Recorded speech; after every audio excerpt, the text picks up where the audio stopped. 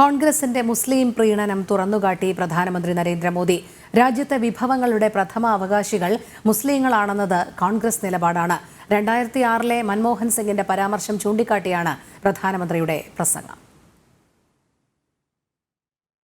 We need to be revitalized.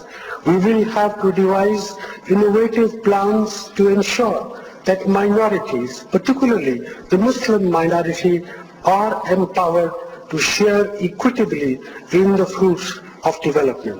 They must have the first claim on our resources. 2006 അന്നത്തെ പ്രധാനമന്ത്രി മൻമോഹൻ സിംഗ് നടത്തിയ പ്രസ്താവനയാണിത്. രാജ്യത്തിന്റെ വിഭവങ്ങളുടെ പ്രഥമ അധികാരം മുസ്ലിങ്ങൾക്കാണെന്നായിരുന്നു മൻമോഹൻ സിംഗിന്റെ പ്രതികരണം. ഇക്കാര്യം ഓർമ്മപ്പെടുത്തിയാണ് പ്രധാനമന്ത്രി നരേന്ദ്രമോദി രാജസ്ഥാനിൽ കോൺഗ്രസിനെ കടന്നാക്രമിച്ചത്. കോൺഗ്രസ് ഭരണത്തിലെത്തിയാൽ രാജ്യത്തിന്റെ സ്വത്ത് കൂടുതൽ കുട്ടികളുള്ളവർക്കും അനധികൃത കുടിയേറ്റക്കാർക്കും നൽകുമെന്നായിരുന്നു പ്രധാനമന്ത്രിയുടെ പരാമർശം. और पहले जब उनकी सरकार थी उन्होंने कहा था कि देश की संपत्ति पर पहला अधिकार मुसलमानों का है. इसका मतलब ये संपत्ति इकट्ठी करके किसको बांटेंगे? जिनके ज्यादा बच्चे हैं उनको बांटेंगे. घुसपैठियों को बांटेंगे. क्या आपकी मेहनत की कमाई का पैसा घुसपैठियों को दिया जाएगा? आपको मंजूर है?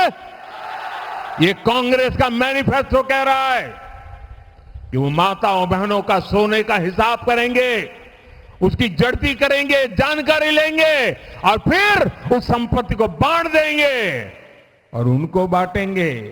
കോൺഗ്രസ് പ്രകടന പത്രികയെ വിമർശിച്ചും പ്രധാനമന്ത്രി നരേന്ദ്രമോദി അടുത്തിടെ രംഗത്തെത്തി. രാജ്യവിഭജനത്തിന് കാരണക്കാരായ മുസ്ലിം ലീഗിന്റെ ചിന്താഗതിയുള്ള പ്രകടന പത്രികയാണ് കോൺഗ്രസിന്റേതെന്നും അർബൻ നക്സലുകളുടെ നിലപാടാണ് കോൺഗ്രസിനുള്ളതെന്നും പ്രധാനമന്ത്രി വിമർശിച്ചു. 10 വർഷത്തെ വികസന നേട്ടങ്ങൾക്കൊപ്പം ദേശീയതയും ഭാരതത്തിന്റെ ചരിത്രവുമൊക്കെ വിശദീകരിച്ചുള്ള പ്രചരണമാണ് പ്രധാനമന്ത്രി ഓരോ വേദിയിലും നടത്തുന്നത്. ജനം, ഡൽഹി.